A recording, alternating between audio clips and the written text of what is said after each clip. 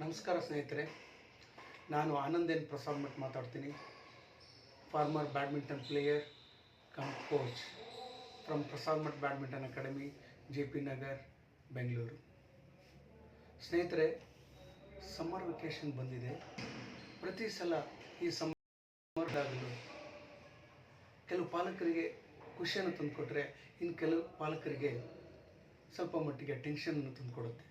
ಯಾಕೆ ಅಂತಂದರೆ, ಈ ರಜದ ದಿನಗಳು ಕೇವಲ ಮಕ್ಕಳಿಗೆ ಮಾತ್ರ ಇರೋದರಿಂದ ಮತ್ತು ಕೆಲವು ಪಾಲಕರಿಗೆ ಅವರ ಕೆಲಸದ ಒತ್ತಡ ಯಥಾ ಪ್ರಕಾರ ಮುಂದುವರಿತಿರುತ್ತೆ. ಅಂಥ ಪಾಲಕರಿಗೆ ಈ ರಜದ ದಿನಗಳನ್ನು, ಸಮ್ಮರ್ ವೆಕೇಷನನ್ನು ಹೇಗೆ ಸದುಪಯೋಗ ಮಾಡಿಕೊಳ್ಬೇಕು ಮತ್ತು ಮಕ್ಕಳನ್ನು ಯಾವುದರಲ್ಲಿ ತೊಡಗಿಸ್ಬೇಕು ಅನ್ನುವ ಗೊಂದಲದಲ್ಲಿ ಇರ್ತಾರೆ. ಅಂಥ ಕೆಲವು ಪಾಲಕರಿಗೆ ಬಹುಶಃ ಈ ನನ್ನ ಮಾತುಗಳು ಹೆಲ್ಪ್ಫುಲ್ ಅನಿಸ್ಬಹುದು. ಸ್ನೇಹಿತರೆ, ಈ ಸಮ್ಮರ್ ವೆಕೇಷನ್ ಎಲ್ಲ ಮಕ್ಕಳ ಪಾಲಿಗೆ ಒಂದು ಸುವರ್ಣ ಅವಕಾಶ. ಈ ಸಮಯದಲ್ಲಿ ಎಲ್ಲ ಪಾಲಕರು ಸಮಯ ಪ್ರಜ್ಞೆಯನ್ನು ಮೆರಬೇಕಾಗುತ್ತೆ. ಪ್ರತಿಯೊಬ್ಬ ಒಂದು ಸಾಮರ್ಥ್ಯ ಅನ್ನೋದು ಇರುತ್ತೆ. ಆ ಸಾಮರ್ಥ್ಯವನ್ನು ಪತ್ತೆ ಹಚ್ಚುವ ಸಮಯ, ಅವರ ಒಳಗಿರುವ ಆ ಸ್ಪೋರ್ಟ್ಸ್ಮನ್ ಸ್ಪಿರಿಟ್ ಅನ್ನುವ ಸಿಮ್ಮನ್ನು ಆಕ್ಟಿವೇಟ್ ಮಾಡುವ ಸಮಯ. ಮರಿಯ ಕಾಯಿಯಂತಿರುವ ಅವರ ಒಳಗಿರುವ ಟ್ಯಾಲೆಂಟ್, ಆ ಸ್ಪೋರ್ಟ್ಸ್, ಎನಿ ಸ್ಪೋರ್ಟ್ಸ್, ಯಾವುದೇ ಕ್ರೀಡೆ ಇರಲಿ, ಅವರ ಒಳಗಿರುವ ಆ ಸ್ಪೋರ್ಟ್ಸ್ಮನ್ ಸ್ಪಿರಿಟ್ ಎನ್ನುವ ಒಂದು ಒಂದು ಒಂದು ಸಾಮರ್ಥ್ಯ ಇದೆಯಲ್ಲ, ಅದನ್ನು ಸಮಯ. ಅಂಥ ಸಮಯವನ್ನು ವ್ಯರ್ಥ ಮಾಡಬೇಡಿ ಸ್ನೇಹಿತರೆ. 8-10 ತಿಂಗಳಿಂದ ಜೂನಿಂದ ಮಾರ್ಚ್ವರೆಗೂ ನಮ್ಮ ಮಕ್ಕಳನ್ನು ಬರೀ ಅಕಾಡೆಮಿಕ್ ಸ್ಟಡೀಸಲ್ಲಿ ಆ ಟ್ಯೂಷನ್ನು ಈ ಟ್ಯೂಷನ್ನು ಅಂತ ಕೂರಿಸಿ ಓದಿಸಿ ಪ್ರೆಸರ್ನಲ್ಲಿ ಅವ್ರನ್ನ ಕೂಚು ಭಟ್ರನ್ನಾಗಿ ಮಾಡಿರುತ್ತೆ. ಅವರಿಗೆ ಕ್ರೀಡಾ ಚಟುವಟಿಕೆಗಳ ಬಗ್ಗೆ ಅರಿವೇ ಇರೋದಿಲ್ಲ. ನಮ್ಮಲ್ಲಿ ಎಷ್ಟೋ ಮಕ್ಕಳು ಅಡ್ಮಿಷನ್ನಿಗೆ ಬಂದಾಗ ಆ ಮಕ್ಕಳಿಗೆ ನಡೆಯೋದಕ್ಕೆ ಬರೋದಿಲ್ಲ, ಓಡೋದಕ್ಕೆ ಬರೋದಿಲ್ಲ, ಸಾರ್ವಜನಿಕರ ಜೊತೆ ಬೆರೆಯೋದಕ್ಕೆ ಬರೋದಿಲ್ಲ, ಮಾತಾಡೋಕ್ಕೆ ಬರೋದಿಲ್ಲ. ಇದಕ್ಕೆ ಕಾರಣ ಇಂಥ ಕ್ರೀಡಾ ಚಟುವಟಿಕೆಗಳಲ್ಲಿ, ಪಠ್ಯೇತರ ಚಟುವಟಿಕೆಗಳಲ್ಲಿ ತೊಡಗಿಸದೇ ಇರುವುದೇ ಮುಖ್ಯ ಕಾರಣ. ಸ್ನೇಹಿತರೆ,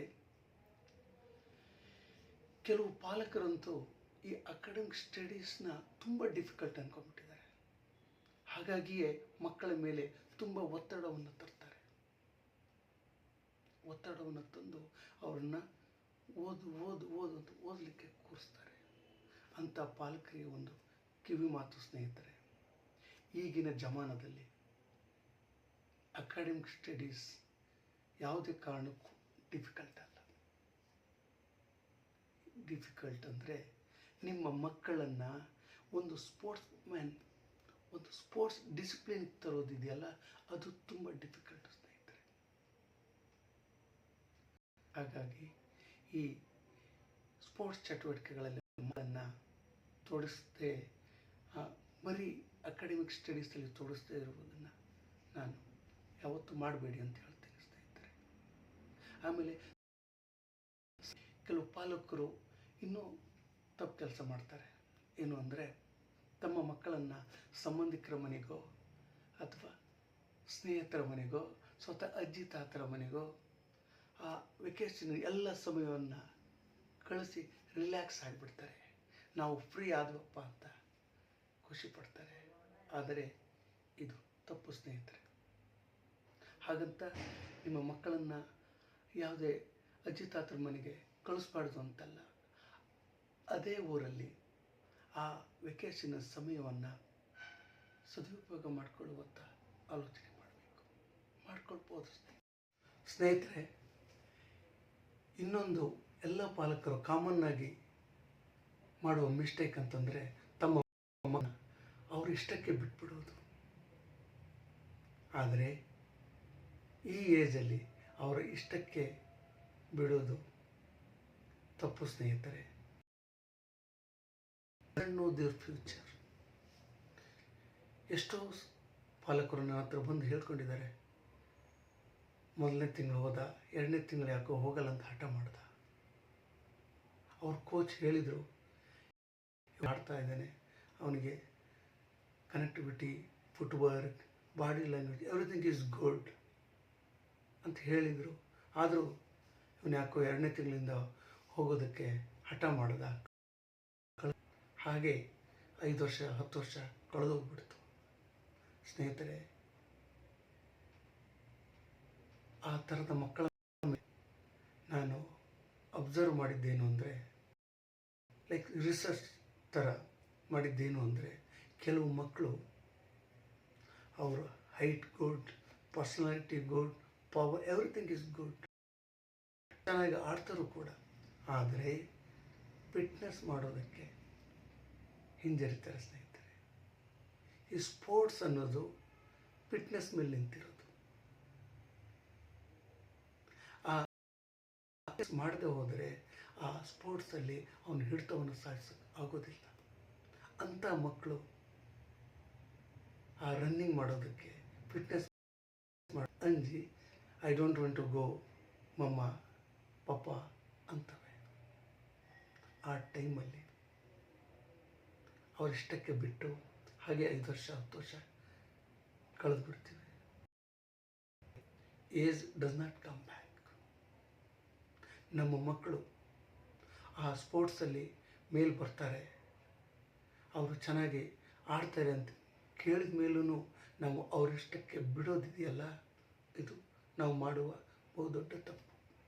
because they doesn't know there future. ಮತ್ತು ಇನ್ನೊಂದು ವಿಷಯ ಏನು ಅಂತಂದರೆ, this is the right age. Their muscle memory, their bones ಗಟ್ಟಿಯಾಗುವಂಥ ಸಮಯ.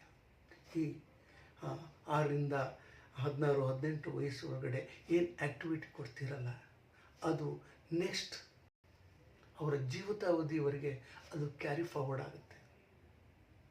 ಈ ವಯಸ್ಸಲ್ಲಿ ದ ರೈಟ್ ಏಜ್ ಅಂತ ಹೇಳಿದ್ನಲ್ಲ, ಈ ವಯಸ್ಸಲ್ಲಿ ಅವರಿಗೆ ಆ್ಯಕ್ಟಿವಿಟಿ ಕೊಟ್ಟಿಲ್ಲ ಅಂತಂದರೆ ಆಫ್ಟರ್ 20 ಇಯರ್ಸ್, ಅಂದರೆ ಅವ್ರ ಏಜಿನ 20-25 ವರ್ಷ ಆದ ನಂತರ ಅವರು ದೇ ಸ್ಟ್ರಗ್ಲಿಂಗ್ ಹೆಲ್ತ್ ಇಶ್ಯೂಸ್.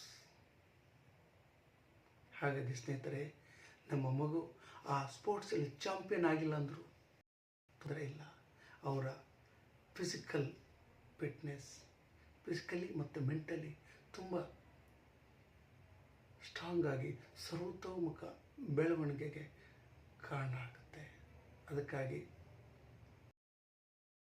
ನಾನು ಹೇಳೋದೇನು ಅಂತಂದರೆ, ಸ್ನೇಹಿತರೆ, ಈ ಸಮ್ಮರ್ ಕ್ಯಾಂಪನ್ನು ಒಂದು ವೇದಿಕೆಯನ್ನಾಗಿ ನಾವು ಮಾಡಿಕೊಳ್ಬೇಕು.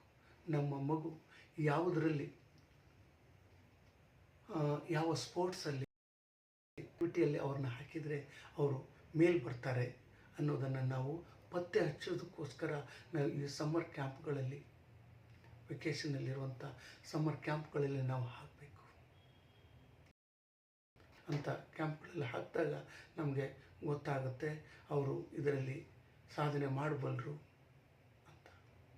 ಹಾಗಾಗಿ ಇಂಥ ವಿಷಯಗಳ ಬಗ್ಗೆ ನಮ್ಮ ಪ್ರಸಾದ್ ಮಠ್ ಅಕಾಡೆಮಿ ವತಿಯಿಂದ ಪಾಲಕರಿಗೊಂದು ಕಿವಿ ಮಾತು ಎಂಬ ಶೀರ್ಷಿಕೆ ಅಡಿಯಲ್ಲಿ, ಎಸ್ಪೆಷಲಿ ಪೇರೆಂಟ್ಸ್,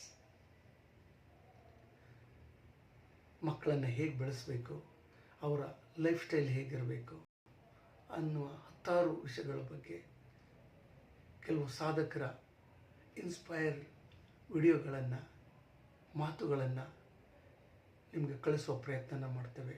ಅದಕ್ಕಾಗಿ ಸ್ನೇಹಿತರೆ, ನಮ್ಮ ಪ್ರಸಾದ್ ಅಕಾಡೆಮಿಯ JP ನಗರ್ ಬೆಂಗಳೂರು ಎಲ್ಲ social media, Facebook, Instagram, Google ಮತ್ತು ಯೂಟ್ಯೂಬ್ ಅಕೌಂಟನ್ನು ಬೆಲ್ ಐಕಾನ್ ಒತ್ತಿ ಸಬ್ಸ್ಕ್ರೈಬ್ ಮಾಡಿಕೊಂಡ್ರೆ ಎಲ್ಲ ವಿಡಿಯೋಗಳು, ವಿಷಯಗಳು ನಿಮ್ಮನ್ನು ತಲುಪ್ತವೆ ಅಂತ ಹೇಳುತ್ತಾ ನನ್ನ ಮಾತುಗಳನ್ನು ಮುಗಿಸ್ತಾ ಇದ್ದೇನೆ.